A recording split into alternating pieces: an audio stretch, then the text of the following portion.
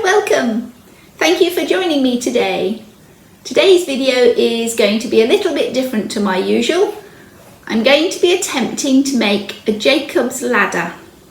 Jacob's Ladder is a children's toy. So hopefully if I'm successful, both me and the grandson can have great fun with my results. I've got myself some pieces of off-cut wood panelling. They're maybe 2/8 of an inch thick, and at the moment I say they're just offcuts of wall panelling or anything panelling you'd want to use them for. So I'm going to cut these bits of wood down to size for the main body of my Jacob's Ladder. I bought myself some little brass tacks off the internet. They're 3/8 of an inch long with a head on them. And the head, I need a bit of a head because that's going to hold some tape. I've also purchased on the internet some bias binding. This is 3/8 of an inch wide, and I don't know what length I bought. I don't think I'll need all of it. Hopefully I've got more than I need. I'd rather have some left over than run out and not be successful. I've got my hammer ready to tack in my little brassy tacks, my craft knife and saw to cut up my wood, a pencil and a ruler for measuring and marking my wood. I don't know what this tool is called. It's a woodworking tool. It's a kind of plane.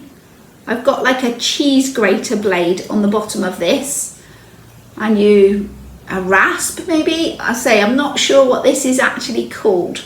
But you run it along, back and forward along the wood, and it shaves off and rounds off and smooths the edges. And I've also got myself some sandpaper to help make my little blocks of wood really smooth. Anyway, let's get going and have a go. So from the research I've done and the things I've looked at, my little blocks of wood need to be 2 inches wide and 3 inches long. So that's going to be my starting point.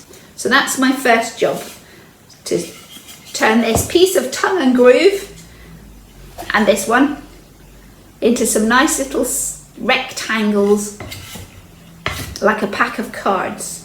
So I'm going to start by taking the tongue piece off, which hopefully I can do quite simply with my craft knife. I probably ought to stand up, but we'll see. Oh, I definitely put my glasses on so I can see what I'm doing. You could use a saw or any tools that you've got to do this. Whatever you would normally cut wood with. This is working really nicely. Right, okay, I've got a knot in my wood at the bottom here, so I'm going to have to work around that. And I've also got a cutting board on my table so I don't damage any nice work surfaces. Now I'm going to not worry too much about this bit at the bottom that's not coming off nicely, because actually there's a knot in my wood, so I'll cut that bit away and I won't use that piece of wood in my project. So let's go and cut that big knot off because it's no use.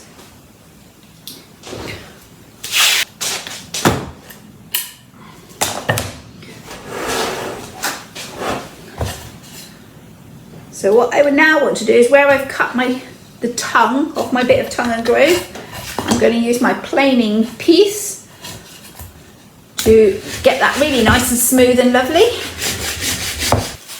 And even at this early stage, I'm going to use a bit of sandpaper along there. I want to cut 3 inches down from the grain and 2 inches in. I'm going to cut that 2 inch in bit first, I think, all the way down the wood. So from my outer edge, so I'm going to mark that 1-2 inches there, and come down to the other end of my piece of wood, mark it in 2 inches. I'm going to use my saw again as a ruler. We join up all our marks. So at that end there, this end here, to mark 2 inches in from the edge.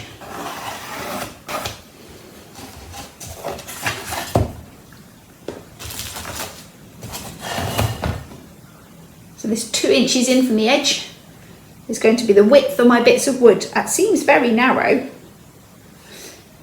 Hey ho, it's my first go. Let's give it a try and see how it works. So I'm going to saw that off. So this bit's going to be my scrap. And this is the bit I want for making my toy with.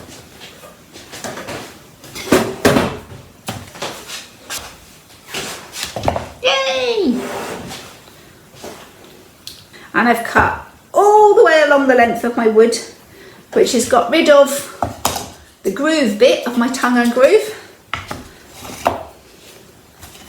And given me, so I'm going to sand and plane, or plane and sand down that edge, or rasp. It might be called a rasp. I'm not certain what this tool is called. I'm going to rasp down that edge, turn round me off. This just cleans up my saw line, and I'm also going to give myself a slightly rounded off edge. Again, we're making it for a child. So I want to make sure it's lovely and smooth. We don't get any spiky splinters, because that would definitely not be good. All the woodworkers out there having heart failure looking at my horrendous techniques. But hey ho. And that edge can be roughed off. Sandpaper on the new bit.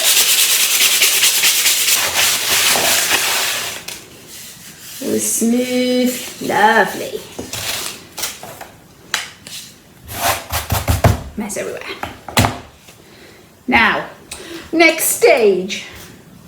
I've got a nice smooth strip of wood, and I want to cut this into 3-inch sections. I don't know how many I'll get out of this one piece of scrap, but I have other bits of scrap wood that I can do the same with. 1, 2, 3. 1, 2, 3. I'll get another one. Yay! I didn't think I'd get that far. And the same on the other side of my bit of wood. And the last one.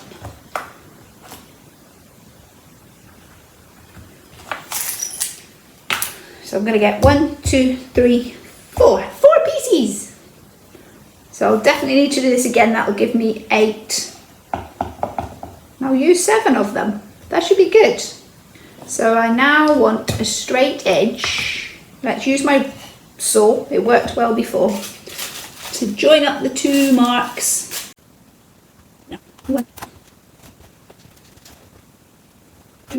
There we go. 4. 1, 2, 3, 4. So this will make 4 pieces. So I'm going to go and cut up my 4 little blocks of wood. And I'll repeat this process and do it the same again on another piece. Yay! Lots of little bits of wood. All my little pieces. See what I mean? So each of these pieces now needs its rough ends sanding and rasping. So I'll work my way through each of them, making all their edges really smooth and lovely. Probably do it just on the sandpaper. That's done with that one. Brush all my crumbs out of the way. I think the best way to do these little ends that I've got is actually to pin down my sandpaper rather than rub my sandpaper on my bit of wood. I'm going to rub my bit of wood on my sandpaper.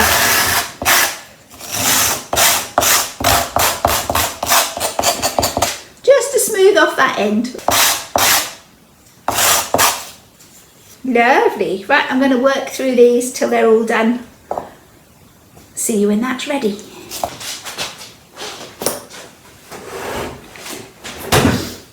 Yay! All back and all smoothed off. So I've kept my 7 favourite little pieces of sanded wood. 2 inches by 3 inches. Is the size I've chosen to go with. I've chosen to do 7 pieces. Odd numbers seem to work better. I'm not quite sure why. I'd say 5 is probably a minimum. So I'm going to make my first ladder 7 pieces. Right, so here goes. Let's see how this gets on. Whilst editing, I decided to speed up this bit of film because you really couldn't see what I was doing properly. At the end of the video, I've made another Jacob's ladder and filmed that so that you'll be able to see exactly how I threaded my ribbon through all these pieces of wood.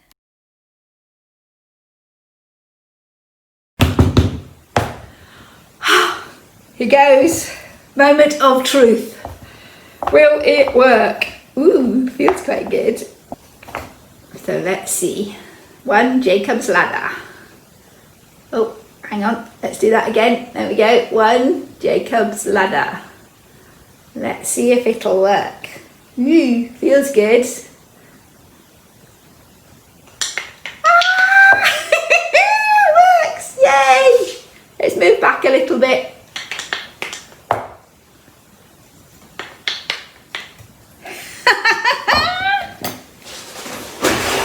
Oh, worth all the effort. Let's see if we can get the whole thing in shot. Not quite. There we go. Yes.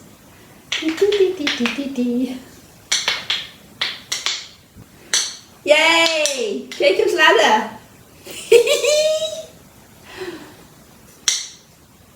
Love it. Let's fold this up and put it away. There we go. Nice, compact, tidy little toy to stick in the cupboard. Easy to pop out and have fun with whenever you need a bit of amusement. Yay! Proper having fun today. Can't wait now to the grandson visit so we can show him. Well, that was great fun and a wonderful success. I'm really pleased with my Jacob's ladder. It works beautifully and I love the clicky noise. So enough playing. I love it so much. I'm going to make a second one. I've managed to work out that with my pieces of wood and the dimensions that I'm using, I need a piece of ribbon that's 28 inches long or 70 centimetres. Strip of ribbon is enough for my particular Jacob's ladder, which means on my next one I'm going to use these bootlaces that I have because they're really pretty with all their little coloured dots and spots. So I'm going to use a bootlace up each side and then a strip of my green tape in the middle for my next Jacob's ladder. I've cut all my pieces of wood out and ready, so they're all cut and sanded and ready to tack together. So here we are in close up over my workbench.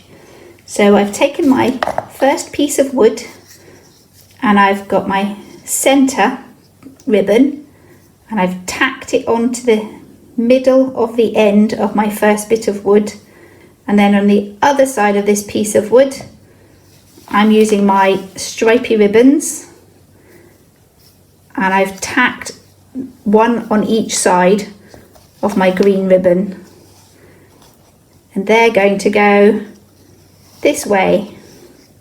So basically flat on the workbench I've got a ribbon tacked on this side that comes up and over, and I've got 2 ribbons tacked on the opposite side that also come up and over the top. So we'll lay our ribbons in position, lay them all out nice and smooth and flat,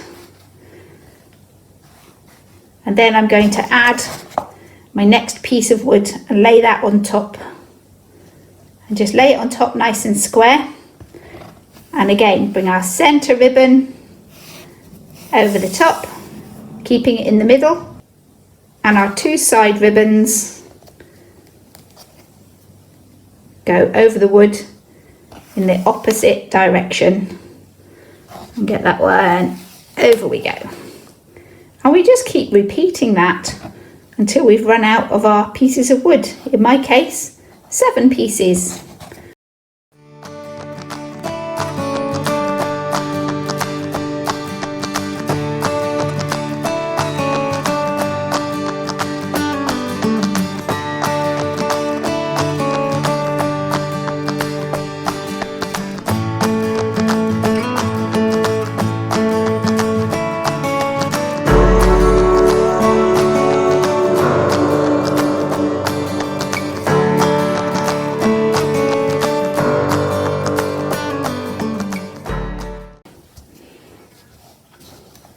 All our ribbon in place. So now it gets a bit more fiddly. I'm going to, holding the whole stack together, stand it all up on end and take I've got excess green ribbon left. I'll cut it to fit. I'm going to roll it up and nail it on the end of this top piece of wood. So I need my green one, and I'm going to tack it on there. Hammer it down.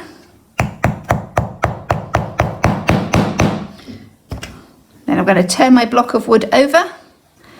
Do the same with my 2 shoelacy bits on the other side. So I want to cut, leaving just enough to tuck me in. So a tuck in and a little bit, so about there should be good. Fold it under itself just to keep it all tidy. That's the bit that gets really fiddly.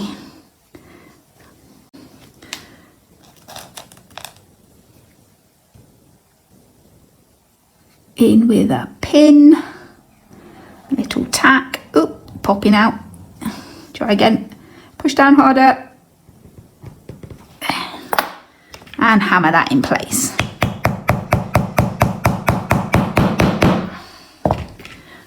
And the same with my other spotty bit of shoelace. Find a pin, push it in and tack it down.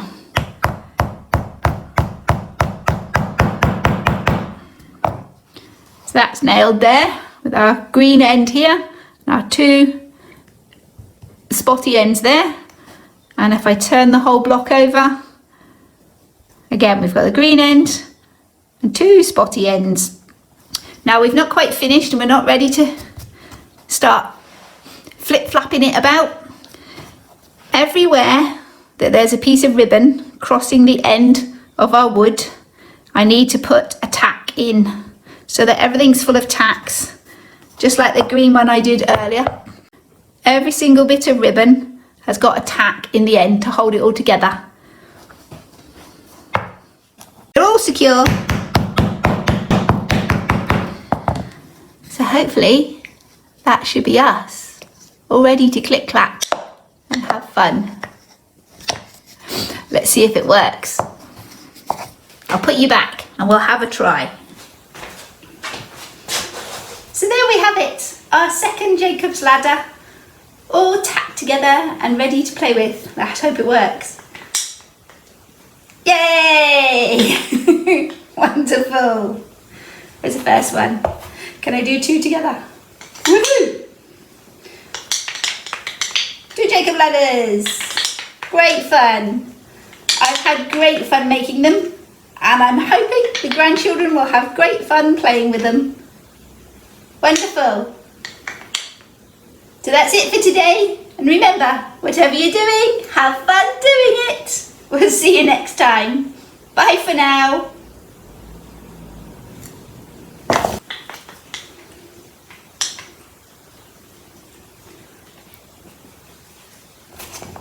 All that fun.